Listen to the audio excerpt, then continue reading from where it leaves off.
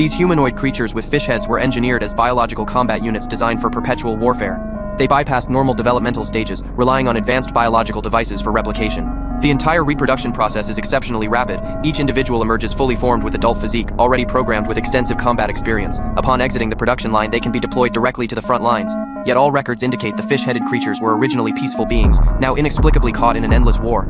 Just as the fish-headed creatures engaged in fierce combat with humans, the TARDIS suddenly transported the Doctor, Martha, and Donna to the heart of the battlefield. Before the trio could comprehend what was happening, the Doctor was seized by soldiers and shoved into an unfamiliar machine. A sharp sting in his hand immediately alerted him to the gravity of the situation. The machine before him was extracting his genetic sample. 30 seconds later, the Doctor was ejected. As he examined his wound, the machine began emitting white smoke. Then a girl emerged from within. Before the Doctor could recover from the shock of suddenly becoming a father, the girl deftly raised her weapon and charged straight into the front lines. Soon after, a horde of fish-headed creatures swarmed out from the other end of the tunnel. The few defenders fought desperately, but the fish-headed creatures vastly outnumbered them. The only way to withstand this wave of attack was to completely destroy the tunnel. As the group retreated while fighting back, Martha, crouched on the ground and distracted, was seized by a donkey-headed creature. The Doctor's daughter immediately charged forward, kicking the creature to the ground with one blow. She then slid in, grabbed the detonator from the floor, and blew up the tunnel with decisive precision, blocking the pursuing enemies. Only then did the Doctor realize Martha was missing.